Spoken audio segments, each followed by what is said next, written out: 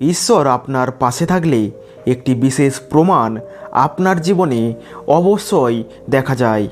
ঈশ্বর আপনার পাশে থাকলে সব সমস্যা হঠাৎ করেই শেষ হয়ে যায় না, কিন্তু আপনি ভিতরে একটি অদ্ভুত শক্তি অনুভব করেন।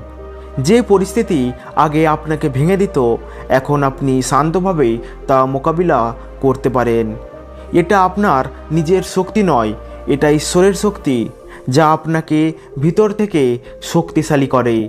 কারণ ঈশ্বর সবসময় তার উপস্থিতি, শান্তি এবং সাহসের মাধ্যমে প্রকাশ করেন।